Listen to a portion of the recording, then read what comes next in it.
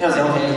From Dallas, and I was wondering if you had a favorite scene to shoot or one of your hardest scenes to shoot. There's a lot of favorite scenes.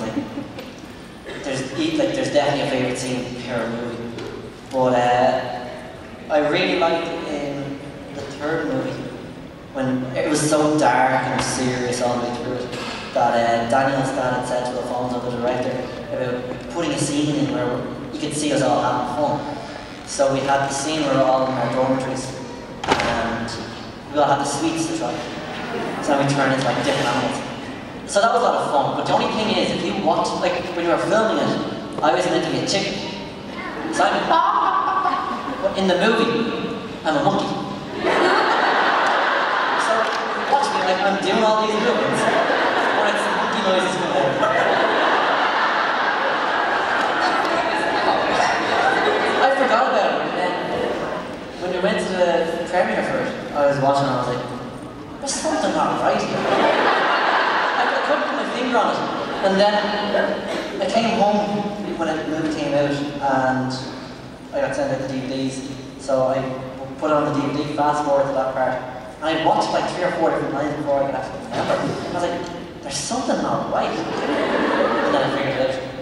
But also on the fourth movie was a lot of fun. We had so many different new people coming on set.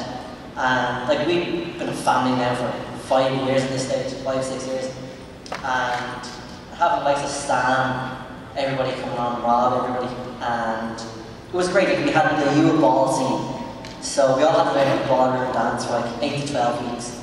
So getting everybody all together and like mingling, getting to know each other, having a laugh, having a joke was a lot of fun.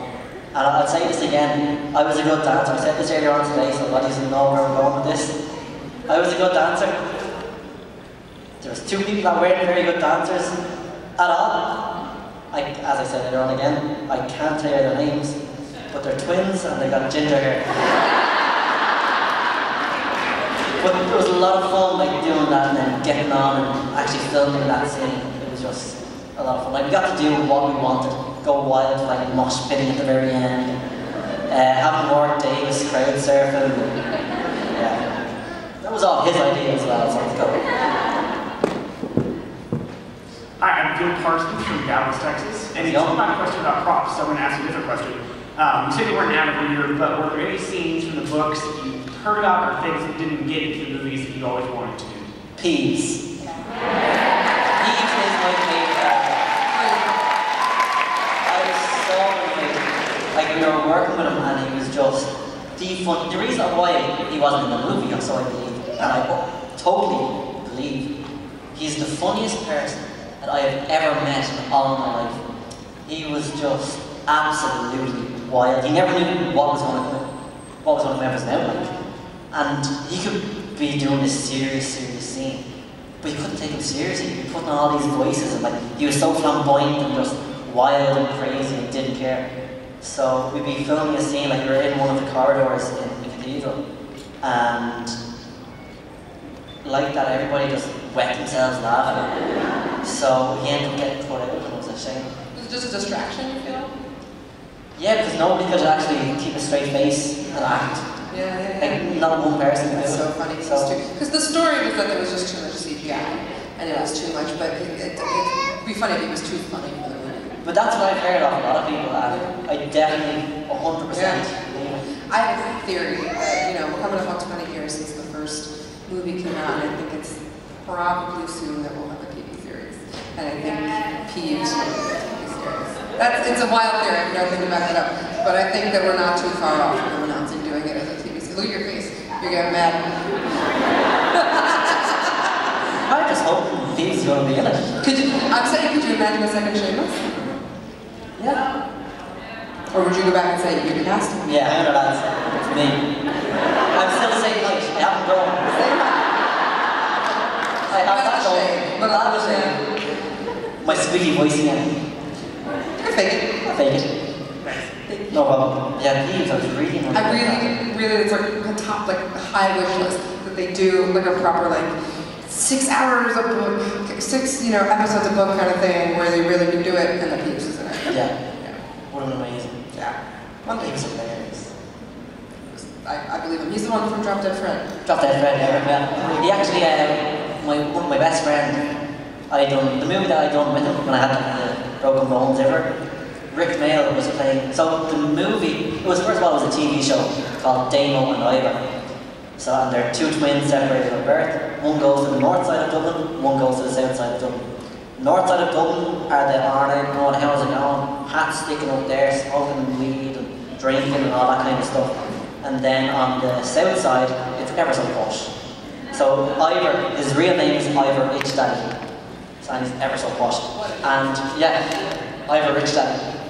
So Rick Mail played his father in it because Andy is a huge fan of like Drop Dead Fred and just absolutely idolised Rick Mail and bought him and things like that. So he had him as his dad and then had him for the first season, then he died, so he didn't have him back on. So yeah, it was a shame he was held back. Oh, it was so. Hi, I'm Ari, I'm from Seattle. How's it going? Good. Thanks for traveling. Sure. How far is Seattle? How far is Seattle? About 2,000 plus miles. Oh shit. Wow. How yeah, you're like 80,000 miles away? Yeah, something like that. Did you drive or did you fly? No, we flew. Oh, that's good. Well, my question was why weren't you at Leaky Con last year? Oh yeah, we tried. Wait, this is Belle's fault. We tried.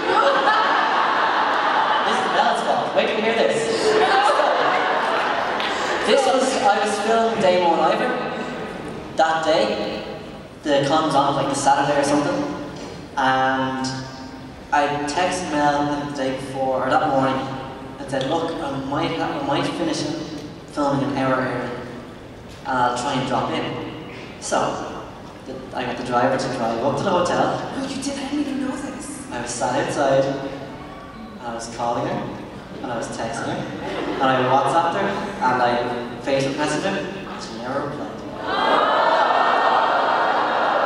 Okay, so one thing to remember, it's Ireland, so my phone. Oh, no, yeah. It was on. I had like the data or whatever, but he said, I'm coming, and I was like, and then I got pulled into something, like, as happens, and then when I got back to my phone, and he was like, wait, Devon, where are you? And it was too late, we had missed each other. It's such a shame. Yeah. Look, it's fine. You know, I thought it was really bad, but it was a lot of fun. It was great, yeah. It wasn't better if I had been there. Just like. Absolutely. I felt like, oh, we're going to Dublin for sure. Devon's going to be there, and then we just kept going like this. It happens. Were you there? Wow. You went from Seattle to Ireland? Yes. Good job. Yes. Thank you. Did you enjoy Dublin?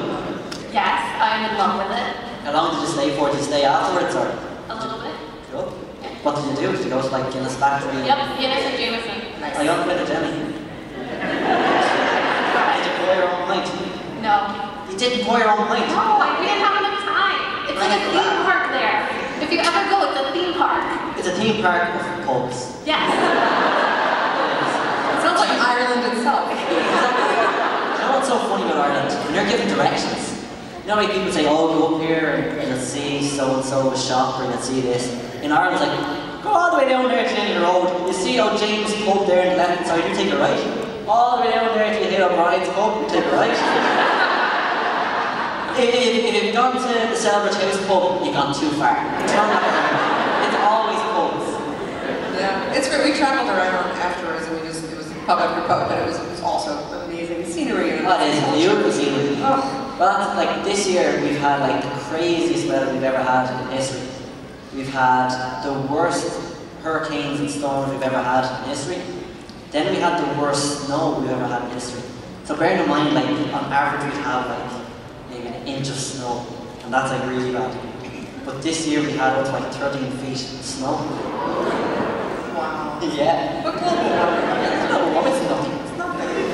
Scientists have said. Oh, something. But then we've also had the hottest summer in history, so we had our hottest day as well. So we've had all three in 1 year. Yeah, it's wild. Global warming is nothing. I could go dark right now, but we're gonna keep it moving. Thank you so much. Thanks, hope you come back and visit Dublin again someday, or all of Ireland. Good. Hi, my name is Michelle. Hi, Michelle. And I live in Fort Worth, Texas here. By the way, my twin boys and daughter love you. So you're like your favorite character. Thank you very much. Especially when you try to prove the wrong. Going back to when you said at 30 is big adult age, and I don't think the magic stops there. I think that's where the nonsensical stuff begins, especially when you could go out and do it for the kids or do it for the public or for your fans.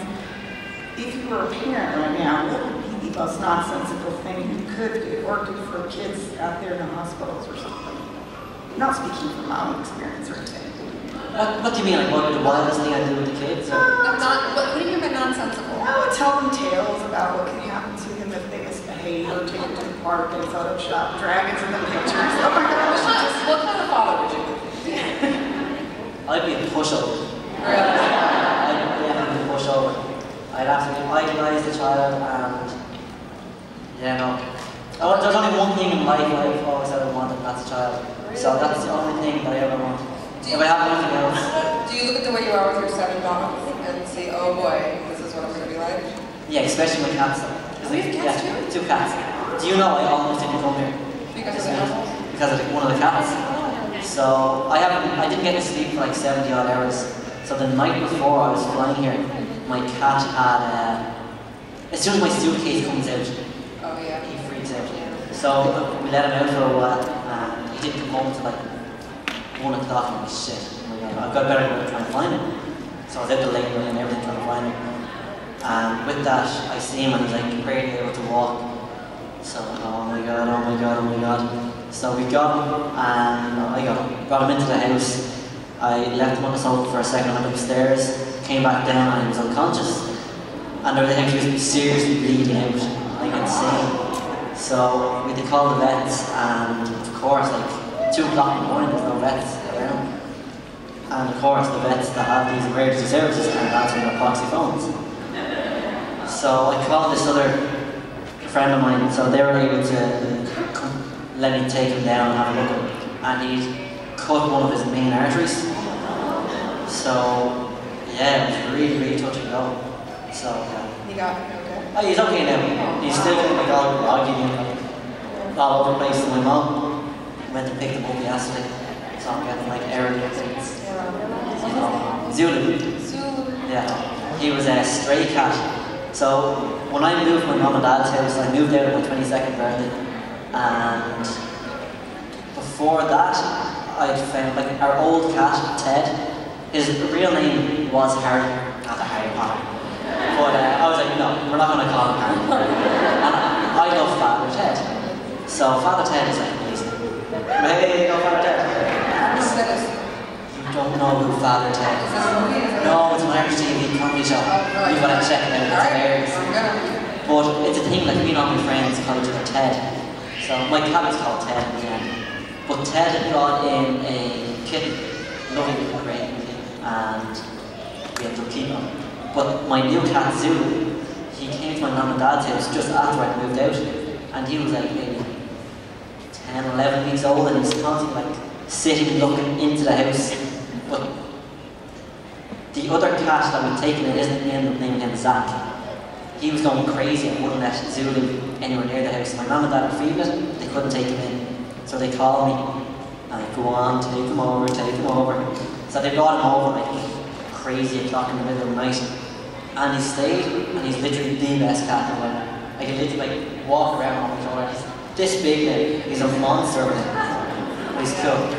Yeah, the way we are with animals can say a lot about them. Oh, totally. The way we are. Oh no, animals are animal animals. They're the best. Thank you. Hi, my name is Laura. Sorry, your name is what? Laura. Laura, very nice to meet you. Nice to meet you too. I'm originally from South Carolina, but I live in Texas now, so here I am Leaky Con, yay. My question is, if you could make a Harry Potter spell real, which spell would you choose and why?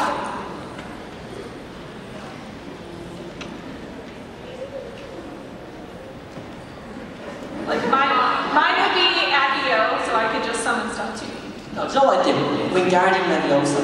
Because in show jumping, like we get 4 falls for every pole that we knock down. So, if I could do one Garden Gremlins, there you go. I'll never know more. Just secretly secretly. Yeah. So I'd always extra rounds. There you go. I'd have the best horses in the world. Thank you. I've never thought about what it would be, what you spell anything. I suppose it's some sort of transfiguration. Yeah, that'd be awesome. The Patronus. Oh yeah. What is your Patronus? It's a fox. Oh, same here. Yeah, that's yours, yeah. So, Seamus. Seamus says it's a fox. Oh, that's right, it is. And then you did like the test and everything and it's a fox? Oh yeah. And then I'm a Slytherin. You're a Slytherin? Hang on, I'll try this out. How many people here are Slytherin? Is that all? I thought there was going to be more. Me too. Ravenclaw. Ravenclaw. Definitely louder. Hufflepuff. But I have the microphone and I'm a Gryffindor. I'm a Gryffindor, so I can say this. That would sound like a true Gryffindor. Thank you. Yeah, so J.K. Rowling gave out to me. She what? She gave it to me.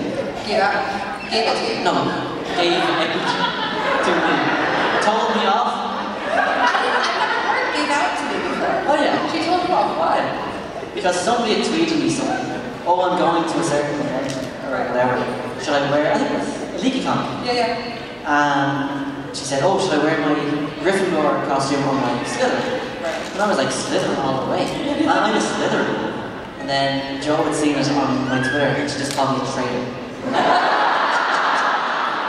I swear down, every newspaper, every magazine for the next month was like, J.K. Rowling calls Devon Murray a traitor. No wonder, they can take a joke. Exactly. That's awesome. Yeah, no. I always thought I should be a Slytherin, like Seamus. He should have been like a Then Seamus should have been undercover Slytherin. He should have. That would be a good cover. That would have been a really good twist. Yeah, I don't think people would have seen that one. No, definitely. So which makes it seem like good. Yeah. And also like Draco Malfoy. Like, he's one of my favourite characters. Yeah. There's not half enough of him and Harry like battling it out. Yeah, like there wasn't enough of that for me. Honestly, I'd like a little bit more of that. Yeah, especially the moment in 7 where they tussle for the elder one. The other one, exactly. It's so important. And I think it's maybe in there a little bit. No, it's not in the movie. Very good.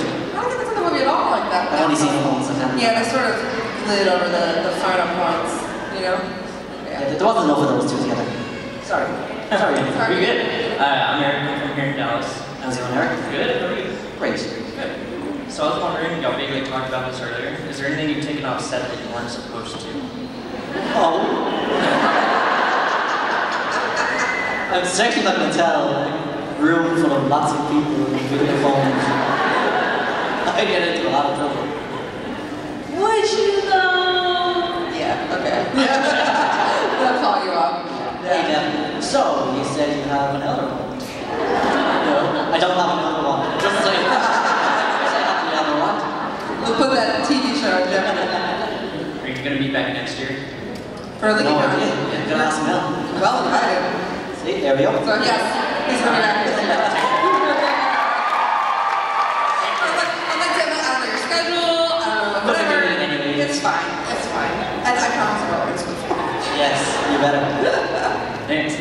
Take care. Hello, I'm Sydney, Hello, Sydney. I love your name. and I'm from McKinney, Where? McKinney, Texas. Oh, I've never heard of it. Like Go. 90% of the attendees are from Texas, all different kinds of Texas, because Texas is the size of, I don't know, Oh, it's ridiculous. 4 countries. Yeah. But I've never heard of McKinney. Is it far away from here? It's like 45 minutes. Oh, not bad. So, Pretty handy.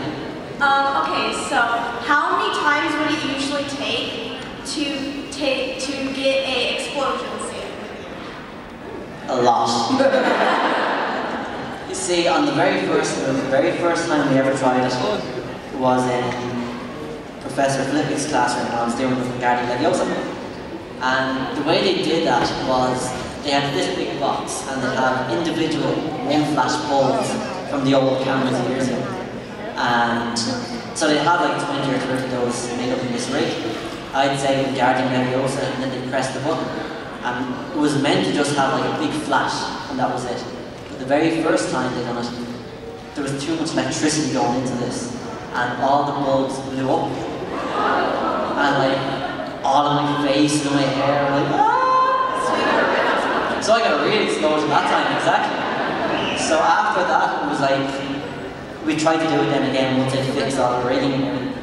So I'm like, Wingardium Leviosa, Wingardium Leviosa. So Chris like, look then, what we'll do is, you're obviously scared of this thing, you know what's coming. So we'll keep running it over and over and over again. We'll only record once, like, we're not going to tell you when we're going to do it. So we did that, like it took about half an hour to do it that way. Then we had to do like, change this, all our different angles. So like, there was a lot of takes.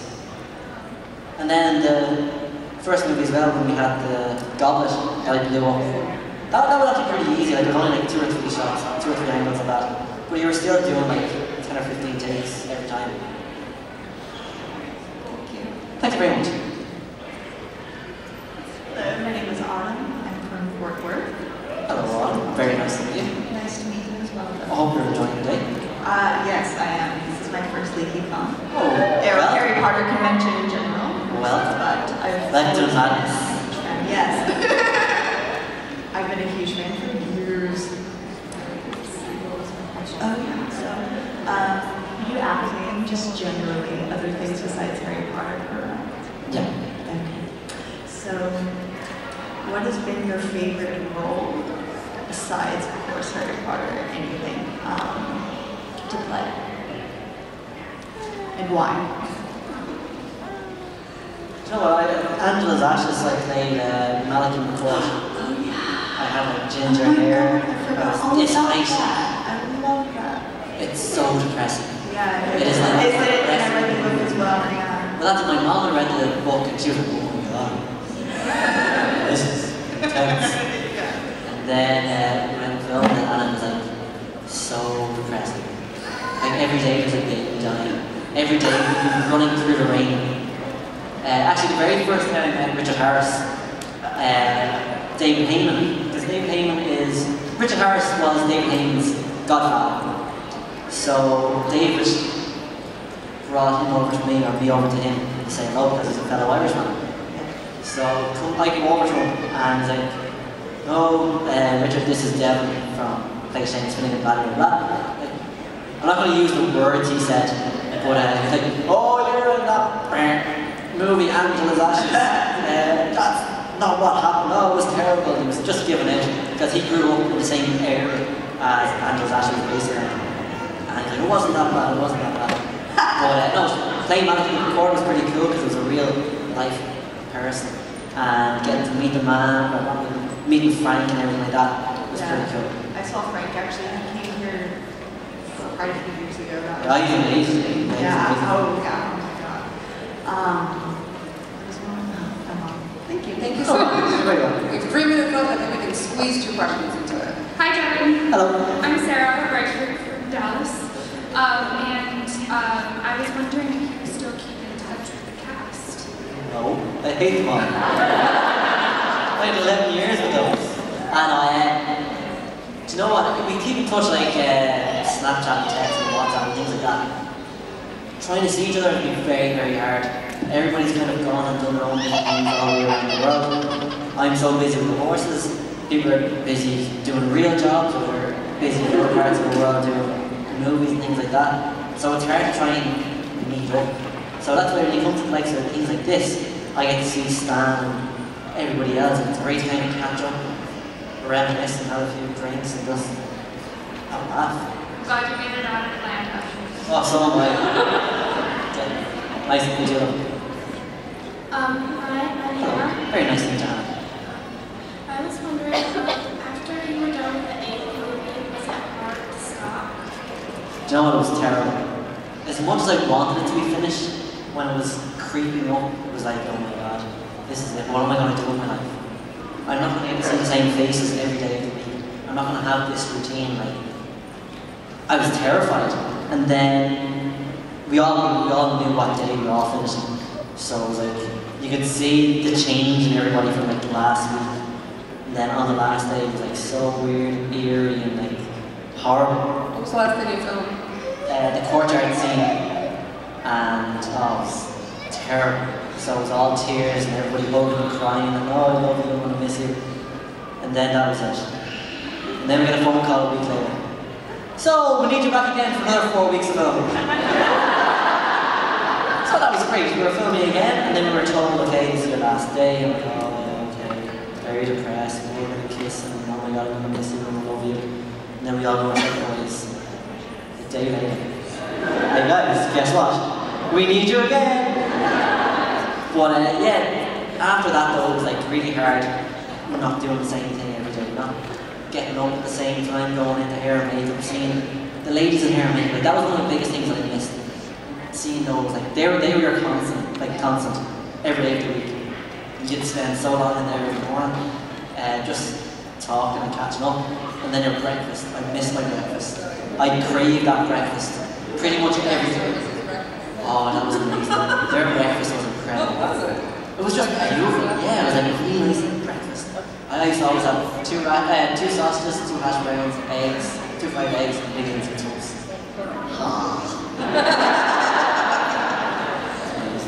Well, I think that is all the time we have with Devon. Thank you so much. It's been an honor.